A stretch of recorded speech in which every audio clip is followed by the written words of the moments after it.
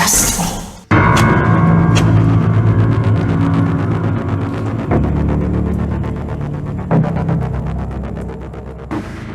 On the 18th of February 2016, the following image was posted to Scott Cawthon's website, scottgames.com. Over the next 2 months, Scott would occasionally update his website and fill in the gaps to this teaser, until eventually, on the 23rd of April, Five Nights at Freddy's sister location was finally announced. This was a big deal at the time, as up to this point we'd been told that FNAF 4 was the final chapter, and that the story of this franchise was officially over. Except obviously it was not. Here was FNAF 5, and its title was pulled directly from one of the great unsolved mysteries at the time. What mystery, you might ask? Well, in FNAF 3 we were treated to phone guide tapes from years ago, recovered by Fazbear's Fright employees at the FNAF 1 location, along with the rotting corpse of William Afton spring-locked in the back room. In these tapes, Phone Guy, or Ralph as we now know him, details the proper handling of springlock suits, of which that location had 2. However, on night 4, Ralph has an announcement to make. There's been a slight change of company policy concerning use of the suit. Don't.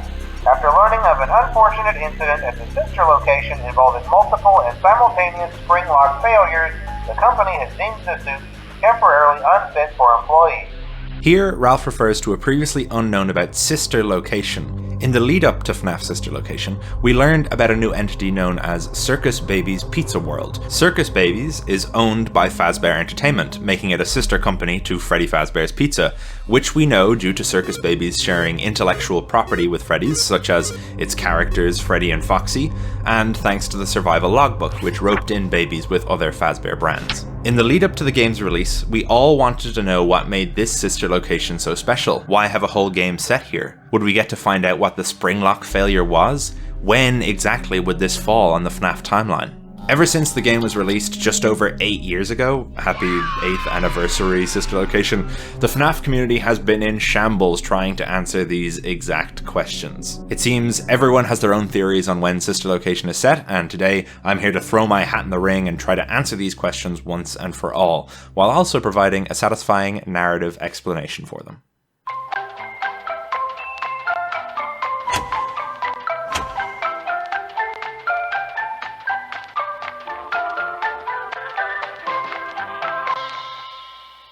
Sister Location threw us all for a bit of a loop upon release. Despite the marketing seeming to point to this game taking place within the teased Circus Baby's Pizza World, it turned out that we were actually visiting Circus Baby's entertainment and rentals, and that by the time of the game's story, Baby's Pizza World had been closed for years. Because of this, before we can answer when the game itself takes place, we have to understand when the original restaurant was opened and closed so that we consider our evidence relative to that date. For the rest of the video, it's important not to get these two locations confused, which is easy to do considering the very similar names. So remember, Pizza World was the original restaurant with Circus Baby and the Fun Times, which closed before the events of Sister Location, and Entertainment and Rentals is an underground facility opened after the original restaurant shut down, and is where the game takes place. As I already mentioned, the term sister location was only ever used once prior in the series, in the FNAF 3 Night 4 training tape. Over the last 8 years, the FNAF community has grappled with so much contradictory evidence and confusing plot lines that this original connection has become blurred and near forgotten. Nowadays, it's very rarely that I see sister location be related to the sister location mentioned in FNAF 3. A lot of people seem to have picked up the belief that Fredbear's Family Diner is actually the aforementioned springlock failure location, and some even think that the FNAF 3 tapes are referring to the Bite of 83. Very quickly, I'd like to put that debate to rest. In FNAF 3, we're told that springlocks are specially designed suits that double as both animatronic and suit. Springlocks, when changed from animatronic to suit mode, recoil and compress the animatronic parts around the sides of the suit. On the following night, we're informed not to touch the spring locks at any time. Do not breathe on the spring locks, as moisture may loosen them and cause them to break loose. It's pretty evident that springlocks can only fail if they are in suit mode, as that is when they are compressed. In animatronic mode, springlocks are already extended and thus can't fail. Therefore, considering Fredbear was in animatronic mode during the bite of 83, there is literally no way that this can be considered a Springlock failure. Anyway, tangent about Fredbear's aside, I really am surprised at how many people seem to overlook Circus Babies being the sister location. Thanks to my own background as a storyteller/writer, I always try to view the series lore through the eyes of Scott Cawthon, as a man trying to create a story, rather than a puzzle maker revealing truths about a perfectly crafted timeline. There is absolutely no doubt in my mind that Circus Babies is the sister location, because why else would the game be called that? Now, it is fair to say that the title is a play on words, as Elizabeth Afton, who haunts the main antagonist, is our protagonist, Eggs Benedict's sister. But that doesn't mean the title can't have two meanings. It's a double entendre. But the title isn't the only evidence. Far from it. On night 4 of Sister Location, we awaken inside some sort of mascot costume in a dark room. Circus Baby begins to speak to us and tells us the following. Shh, be still and quiet. You've been sleeping for quite a while. You're inside something that came from my old pizzeria. It's revealed that the suit we're inside of is, in fact, a Springlock suit. Baby warns us that if we don't keep the Springlocks wound, something very bad will happen. The main contention from this entire night comes from the following line referring to the suit. I don't think it was ever used. At least not the way it was meant to be used. Too dangerous. This line is both super explicit and very confusing. It's a little poorly worded, but it is trying to communicate something very simple. We are currently inside the Springlock suit, which caused the rest of them to be retired. Now, immediately I know there will be a lot of people itching to contradict me in the comments, but let me explain. The reason this line confuses people so much is due to Baby saying that the suit was never used, followed by her saying it was too dangerous. This would seem to imply that the suit was never used at all because it was deemed too dangerous before there was a chance to, which makes us think of FNAF 3's training tape saying that the Springlocks were retired.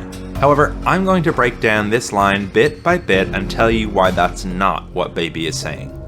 I don't think it was ever used. This suit, to my knowledge, was never operated publicly. At least not the way it was meant to be used. Someone tried to use it as intended, but something went wrong, and there was a Springlock failure. Too dangerous. Once the Springlocks failed, it was deemed too dangerous to ever be used again, and thus was never used the way it was meant to be. If Baby meant to say that the Springlocks were retired before her pizzeria opened, one would have to answer why a new Springlock suit was created for her pizzeria at all. This suit is very clearly designed to be in line with the rest of the Funtime animatronics. It has the segmented faceplates and all. And despite a few recent theories suggesting that this might just be another Springlock in storage at Circus Babies, I don't think this is the case. The suit does not line up visually with any other Springlock we've ever seen and is almost certainly an original design for this new restaurant. We should also consider that Baby is very much aware of what will happen to somebody who is Springlocked, which would imply she's witnessed or at least been made aware of a Springlock failure. You don't want them to get too loose. Trust me. And if these suits were retired before her restaurant ever opened, then how would she know any of that? Now, some of you might ask why Scott would word this part in that way, but I would ask, why in God's name would there be an entire night dedicated to a Springlock suit with implied lethal history in a game named after the only reference to a sister location in the entire series, which comes from a tape about Springlock failures? This is what I mean when I say we need to start considering FNAF as a story rather than a perfect puzzle assembled from completely factual and logical information alone. Scott made a game set around the sister location and put a Springlock suit in it to answer a lingering question we had from FNAF 3. Okay, so sister location is the sister location. Some of you are pounding your head against a wall at how obvious that sounds. I know, so was I. But what does that tell us about the timeline? Well, in those same FNAF 3 tapes, we also learned that after the Springlocks are retired, the missing children's incident occurs. This means that Circus Babies Pizza World had to exist in some form, at the latest, in June 1985, right before the MCI. Thank you to everyone who pointed out that I said July in my last video. Now, there is a line from Hand Unit which people are going to point at to disprove this, but I'll discuss that line in the following chapter. Baby and the Funtines existing before the MCI is not going to be a popular opinion. However, I think I have a satisfying narrative which fits with this evidence-based conclusion, and you'll see me talk about that at the end. But if you're still not convinced that Circus Babies is open pre-MCI, I'd like to point your attention to the game's opening cutscene. She can dance. She can sing. She's equipped with a built-in helium tank for inflating balloons right at her fingertips. With all due respect, those aren't the design choices we were curious about, Mr. Afton. Mr. Afton. Now, if we are to believe that William is operating under a pseudonym during FNAF 2 and masquerading as a night guard, and potentially as a technician in the week before, then it's safe to assume that as early as 1987, William wouldn't have been operating as a public figure, presumably due to his linking with the MCI. And if that's the case, then something tells me that William wouldn't have been opening many children's restaurants after having been tied to the disappearance of nearly half a dozen kids. So now that we have our basis for when Circus Baby's Pizza World closed, when does its follow-up Entertainment and Rentals open?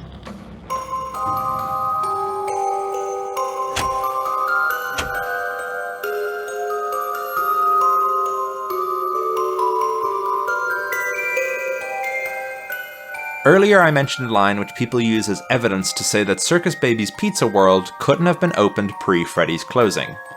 That line comes from the very first night of Sister Location, where our helpful AI guide, Hand Unit, says this.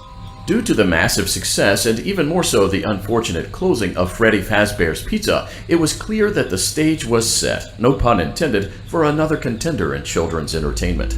At first this might seem like pretty good counter-evidence to what I suggested in the previous chapter, but if we keep listening, we learn that this line is actually not about Circus Baby's Pizza World at all.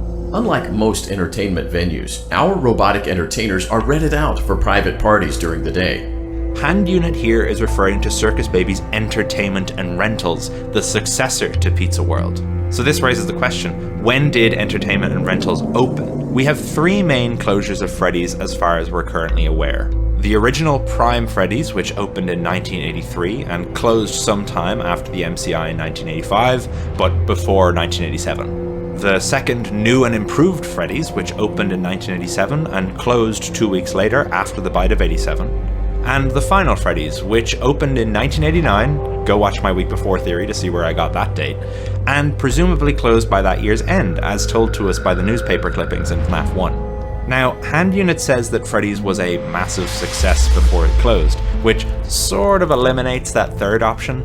We know from the week before that the FNAF 1 location is far from a success, though we should keep in mind that as a spokesperson for Fazbear Entertainment, Hand Unit could be using marketing speak to describe Freddy's in a better light than is accurate. However, we can look to the Scott Games website teasers for more information on when exactly Circus Babies was reimagined as a rental service. One of Scott's website teasers leading up to the game tells us that the original Circus Babies Pizza World was only in operation for 1 day, which is confirmed by Baby in game. Did you know that I was on stage once? It wasn't for very long. Only 1 day. After Elizabeth Afton is killed by Circus Baby, the restaurant is shut down, with the publicly stated reason being due to gas leaks. This seems like an obvious cover-up of what really happened, and most people in the FNAF community know about this teaser. However, what I never see brought up is the following quote, which comes from the source code of that very same teaser. "If anything, it was just too soon for such an ambitious venture. There is still a bright future for Circus Baby, so be watching for her to appear at a neighborhood party near you." This seems to be the comment the news story was looking for from our local entrepreneur, who we know to be William Afton. This tells us that plans for the entertainment and rental service were already in motion pretty soon after the incident that caused Pizza World to be shut down. With that in mind, I would imagine that the unfortunate closure Hand Unit references is in fact the shutdown of Freddy's post-MCI in 1985. Some further evidence for this would be the inclusion of the character Funtime Foxy in the 1987 location. In FNAF 2, we were first introduced to a broken up pink and white version of Foxy, seemingly introduced alongside the other toy animatronics in that location, named by staff as the Mangle, due to how it was torn apart and put back together by kids. However, if we pay close attention to what Ralph tells us about the Mangle, it seems that they may predate the location itself. They tried to remake Foxy, you know? They thought the first one was too scary, so they redesigned him to be more kid-friendly and put him in Kids Cove. But kids these days just can't keep their hands to themselves.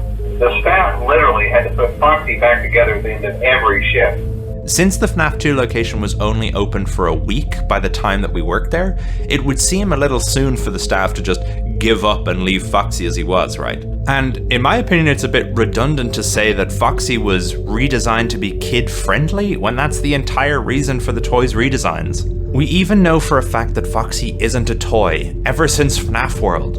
In FNAF World, the unmangled Foxy is called Funtime Foxy, not Toy Foxy, which never made any sense to me as a kid, at least not until Sister Location when we found out that Funtime animatronics are a sub-brand which featured in Circus Babies.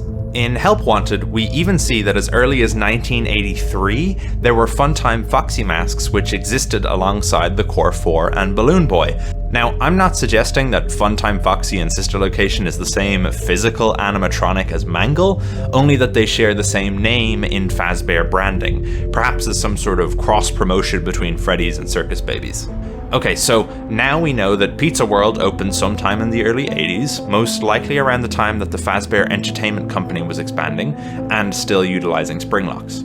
Elizabeth Afton gets scooped up by Baby, Pizza World shuts down, then the missing children's incident occurs at the original Freddy Fazbear's Pizza. Soon thereafter, the original Freddy's closes, but not before being left to rot for quite a while, as told to us by Phone Guy in FNAF 2. Circus Babies Entertainment and Rentals is opened as planned, most likely sometime in 1986, and stays in operation for many years to come.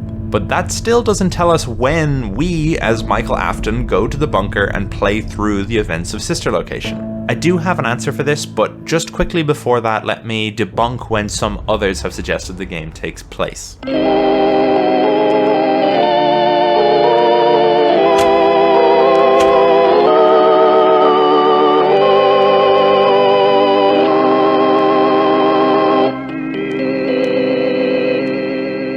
At the end of Sister Location, Baby and her band merge into a singular entity known as Ennard, sharing one body between them, and trick our protagonist Michael into entering the scooping room. Baby explains that while they've tried to escape before, they're always caught because they look like this. But if we looked like you... They proceed to relieve Mike of his internal organs and wear his body as a skin suit, which slowly decays over the course of what we can assume to be a week. Eventually, Michael becomes too haunting in appearance to be any use to them, and thus they leave his crumpled body on the side of the road and escape into the sewers. And then Michael gets up. Okay, so exactly how this works is unclear, but Michael somehow survives this experience, most likely due to Remnant. Remnant, if you're unaware, is a liquid metal soul juice which appears to have healing properties as used by various characters in the books. This franchise is so weird. Anyway, since the game came out, people have used the fact that Michael is a walking corpse to explain why in FNAF 1 he's fired for Odor on night 7. Fritz Smith is fired for the same reason in FNAF 2, which people then use as evidence to say that Mike is also Fritz. Now, I'm not saying one way or another if Mike is Fritz, but the Odor thing, while interesting, is pretty weak evidence to conclude that Sister Location is set before FNAF 2. First of all, we're told in Help Wanted, you can always tell when a company is getting ready to fire someone.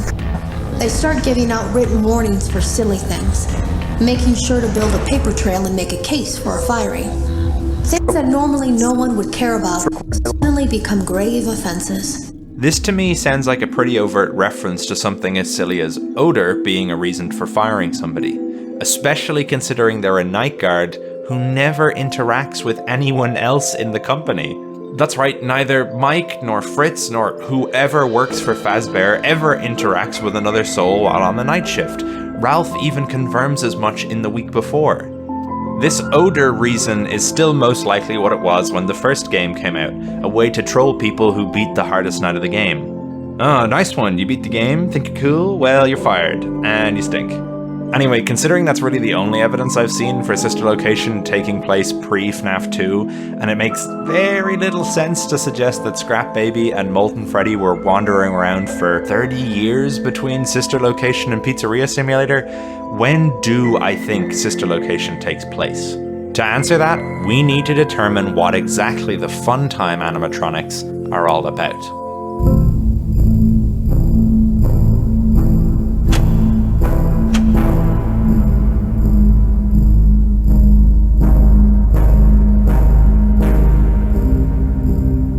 Those of you who are very familiar with the franchise are most likely aware of the Molten MCI theory, but you may not be aware of how much evidence has mounted over the years since it was first proposed, so I'm going to break it all down here. In Sister Location, we're introduced to 4 new animatronics. These animatronics are by far the most aggressive and unpredictable of any we've seen up to this point in the series, constantly breaking down, attempting to escape, and implied to have injured or killed multiple employees over the years.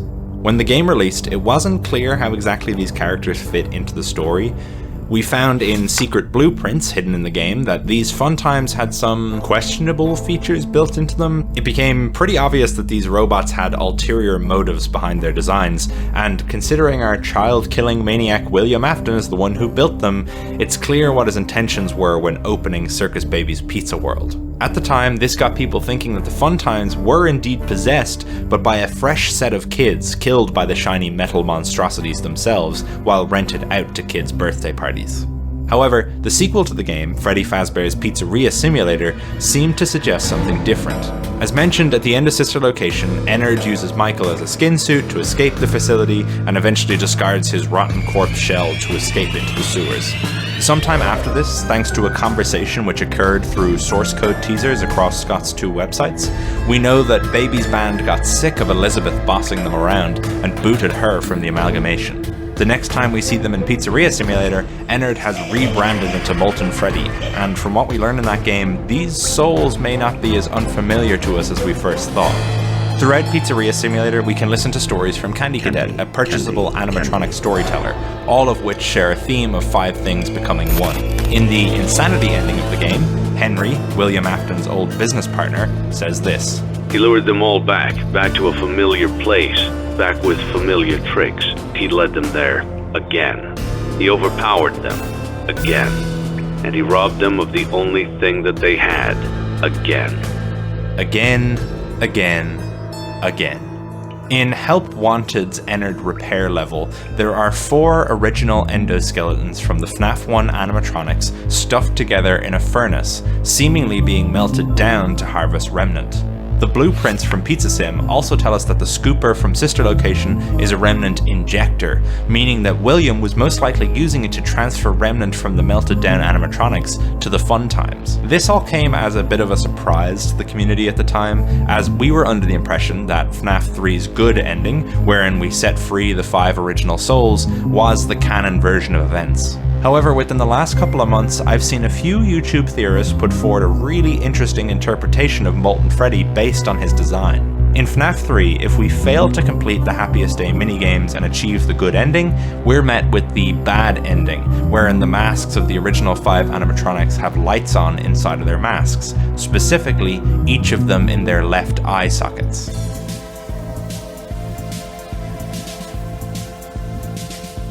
Quick side note, no, Golden Freddy does not have 2 eye lights. It's one which is reflecting against the back of the mask, made brighter so that the mask can be seen in the dark.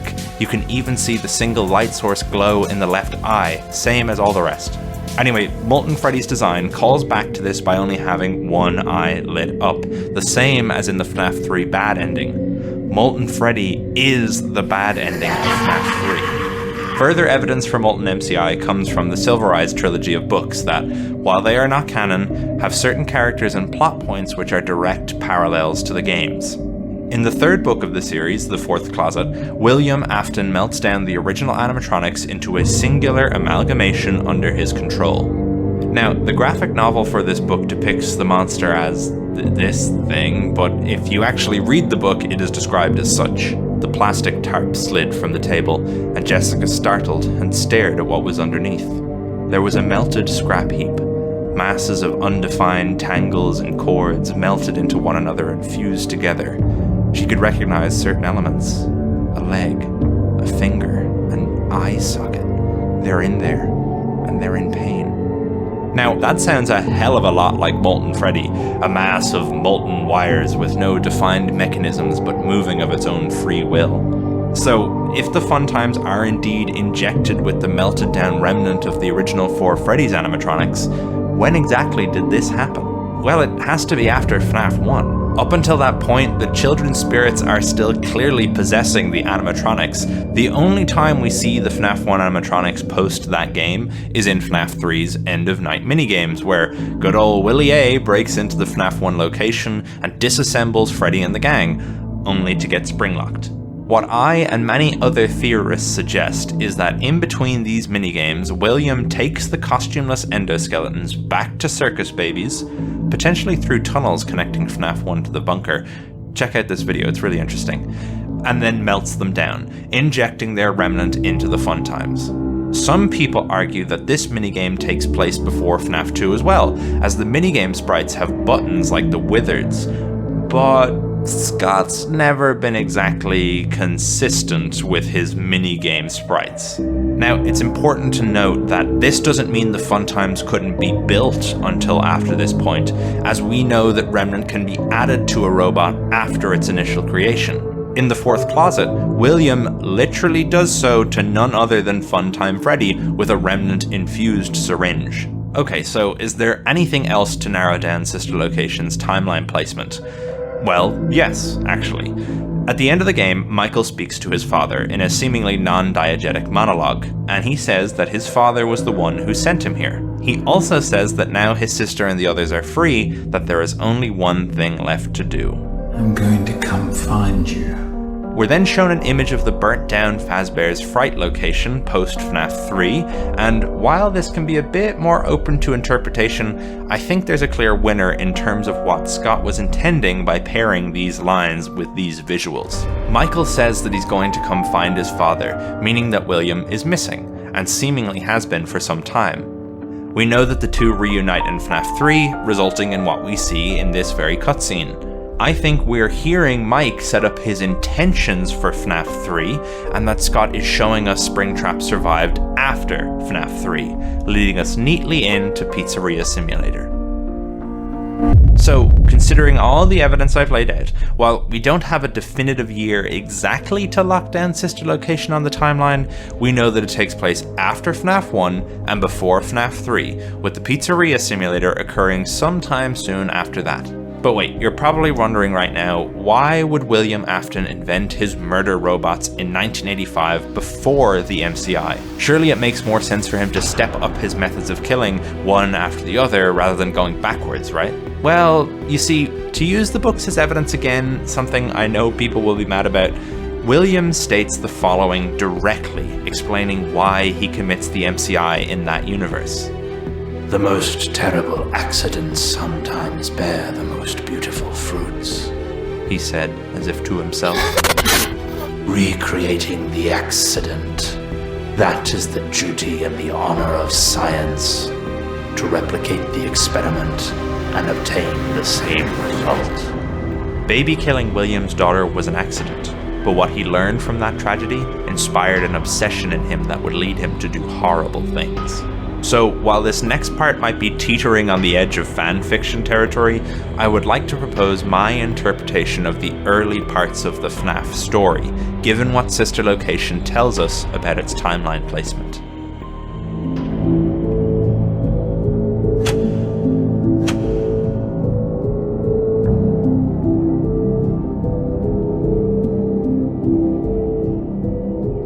Sometime in the 1970s, William Afton and Henry Emily opened Fredbear's Family Diner, an animatronic-centric eatery aimed at child-friendly fun. The business grows and grows until it is eventually folded into Fazbear Entertainment's media conglomerate. The main stars of the show, Fredbear and Spring Bonnie, are the latest innovations in animatronic technology. Springlock suits that can double as both animatronic performers and wearable costumes, to maintain authenticity between performances. William is an unstable man, Brilliant in his engineering ability, but always feeling second best to his co-owner and business partner. His feelings toward Henry range from wild jealousy to near worship, and he is always trying to one-up or impress him. William's obsession with his work leaves his 3 children, Michael, David, and Elizabeth, without a parent in the house to take care of them, so they stay in or are forced to go to work with their father around the corner from their home. Michael bullies his little brother horrendously, until one day he accidentally takes it too far and, while playing a practical joke on his brother, gets him killed. David's head is crushed by the jaws of the animatronic that William's best friend and greatest rival created. William slowly goes mad, sure that he will have revenge on Henry. In the wake of David's death, Fredbear's is rebranded, pushing the classic characters into the background while bolstering the new Freddy's gang that had come from Fazbear's popular cartoon series. Henry also designs a security puppet to keep an eye on his daughter to make sure she is safe. William hates that puppet. If it had been there when Michael and his friends had done what they did to David, then maybe another one of Henry's creations, another one William could prove could fail. William places a heavy box atop the security puppet's resting place and waits for Charlie to be pushed outside, as she always was by the wicked children who went to Freddy's. William seizes his opportunity, desperate to prove that Henry is no better than him. His family would be no less broken than his. He kills Charlie and leaves her in the alley, speeding away in his car. However, the security puppet finds its way outside and collapses on Charlie's body, broken by the rain, but given new life by Charlie's ebbing spirit. Over the next few months, employees, including William, notice that the puppet is acting differently. I never liked that puppet thing. It's always thinking, and it can go anywhere. Purple tear tracks have also appeared on its mask. William realizes that something has happened to the puppet that he can't explain. He needs to know more. He needs proof. William starts work on his own restaurant, his relationship with Henry having deteriorated beyond repair. He designs robots to capture children left abandoned by their families. It'll be the perfect crime. Nobody will suspect him. The parents will be too distracted by his perfect machines to keep track of their children. Once he has them, he can experiment on them and recreate what he did to Charlie. In the lead up to Freddy's sister location's opening, during training, an employee is spring-locked and killed, leading to the spring-lock suits being retired across Fazbear franchises. No matter, the show must go on. Circus Babies opens for one day, a test with kids from the locality to see how things are working, and then William falls victim to his own design. Elizabeth is killed by Circus Baby, and she too undergoes a transformation. Like the puppet's tear tracks, Baby's eyes turn from blue to green, altering to match his late daughter's. William has done it. He's proven that this possession is real, but it's too late for his fun times. Circus Baby's pizza world is shuttered, and the animatronics are moved to Fazbear's bunker. The designs which raised red flags in the board meetings are being discussed again, but he needs more. More proof, more material to work with. Circus Babies closed too soon, and his daughter's soul won't be enough. All this time, as William's little experiment has risen and failed, Henry's Freddy Fazbear's Pizza has been thriving. Despite his efforts to destroy Henry's life, Charlie's death was covered up. William won't fail again. William goes to Freddy's and uses his old reliable springlock suit, sitting useless in the back room, to lure and murder 5 more children, stuffing the suits of Henry's creation with their bodies. William's experiment proves a success, and in the process, he's destroyed the reputation of Freddy's forever.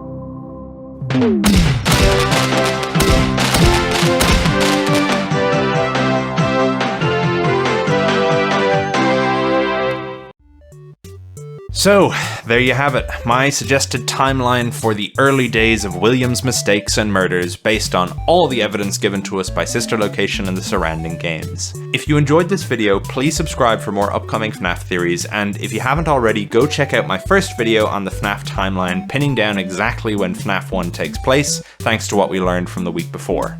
I was absolutely amazed by the momentous support you've all shown that first video, even from those of you who didn't necessarily agree with my conclusion.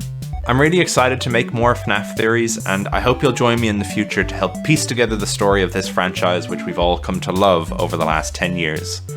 Thank you very much for watching. Goodbye.